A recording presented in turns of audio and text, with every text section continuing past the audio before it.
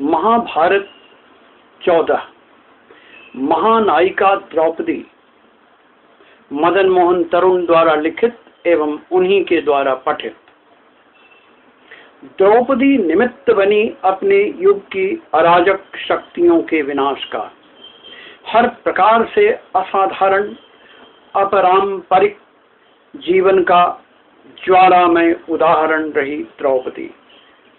कृष्णा अपने पिता की यज्ञ वेदी से उत्पन्न हुई, अपने भाई धृष्टद्युम्न के साथ कृष्णा जो प्रसिद्ध हुई द्रौपदी के नाम से, जो न नाटी है, न लंबी है, न काली है, न रक्तवर्णा, जिसके नीले घुंघराले हैं लंबे केश, यज्ञ की वेदी के समान कृश है जिसका मध्य भाग, जिसके ओष्ठ लाल हैं, जो सती है, साध्वी है, जैसे स्वयं हो लक्ष्मी का अवतार, जिसके शरीर से निकलती है शारदीय कमल की सुगंधि, वह विशाल लोचना द्रौपदी जो ग्वालों और भेड़ के रखवालों के सो जाने के पश्चात सोती है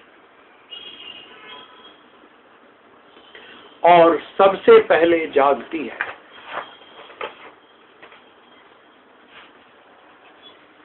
जो रखती है सबका ख्याल, जो बाहर भीतर हर प्रकार से रहती है सजग, वह है द्रौपदी। जो दहक उठती है ज्वालासी समय आने पर, वह है द्रौपदी। जब दुर्योधन रचित और शकुनी संचालित छल द्वीत में सब कुछ हार गए युधिष्ठिर, यहाँ तक कि स्वयं द्रौपदी को भी, तब संदेश भेजा द्रौपदी ने सभासदों गुरुजनों के पास, जो दरबार में उपस्थित थे और जहां खेला गया ऐसा खेल छल का जो पहले कभी नहीं हुआ था। जो स्वयं हार गया हो, क्या अधिकार है उस पराजित परवश के द्वारा किसी और के हारने का? मौन रही सारी सभा इस प्रश्न पर, किंतु कहा महाज्ञानी विदुर ने दृढ़तम शब्दों में, नहीं नहीं नहीं। किंतु मदांध दुर्योधन नहीं माना। कहा उसने अपमान पूर्ण शब्दों में विदुर से, खाते हो हमारा और गाते हो गुण हमारे शत्रुओं का। ऐ विदुर, खींच कर ले आओ दासी द्रौपदी को सभा मध्य मेरे पास।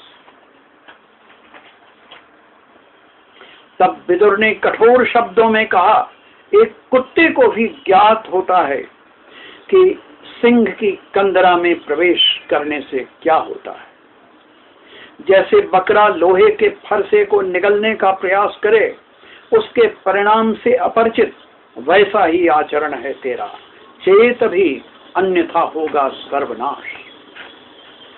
तब भेजा दुर्योधन ने दुशासन को, खींच लाओ उस दासी को बालों से खींचते हुए। और मासिक धर्म के दौर से गुजरती एक वस्त्रा द्रौपदी को खींच लाया दुशासन। कर्ण ने संबोधित किया उसे वेश्या कहकर, और कहा दुर्योधन ने, वेश्या वस्त्र में रहे या निर्वस्त्र अंतर नहीं पड़ता, नग्न कर दो इस वेश्या को सभा मध्य। और तब कृष्ण की माया ने द्रौपदी के वस्त्र में किया अधिवास। वस्त्र खींचते खींचते गिर पड़ा थक कर दुशासन। तभी सारी प्रजा में आने लगी सैकड़ों स्त्रियों के रोदन की आवाज, गधों के रेकने की, सियारों कुत्तों की, चीलों गीधों की भयावह आवाज। सबने देखा, खड़ी थी बीच में द्रौपदी, जैसे श्मशान में हो जलती चिता। तब बोले विदुर, ऐ सम्राट, देख नहीं सकता तो सुन यह स्वर अज्ञात।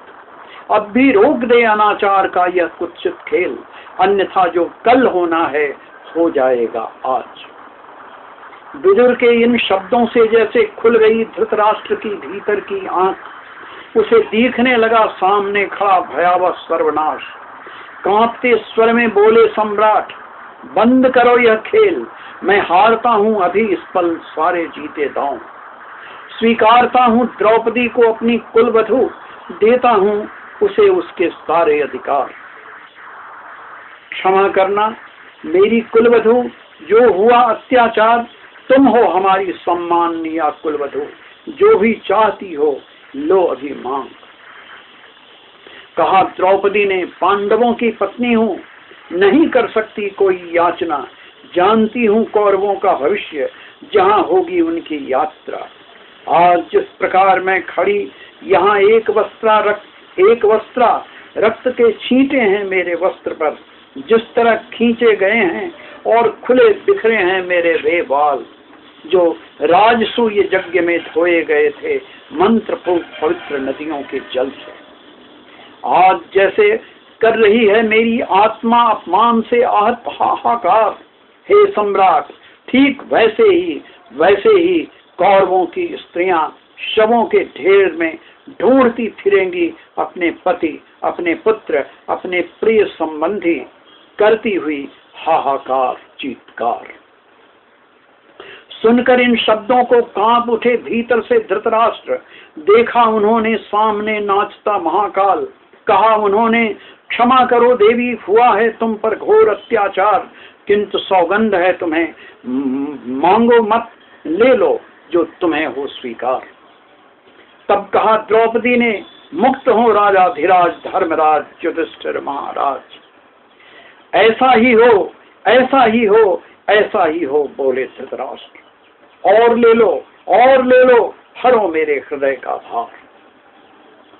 अब मुक्त हो शेष सारे पांडव, अपने अस्त्र वस्त्र सबके साथ ससम्मान।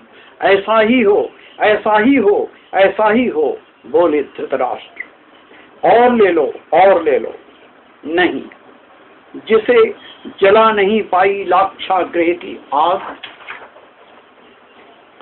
जिसने बना दिया सर्पवन खांडवप्रस्थ को इंद्रप्रस्थ, उसे नहीं चाहिए कोई दान।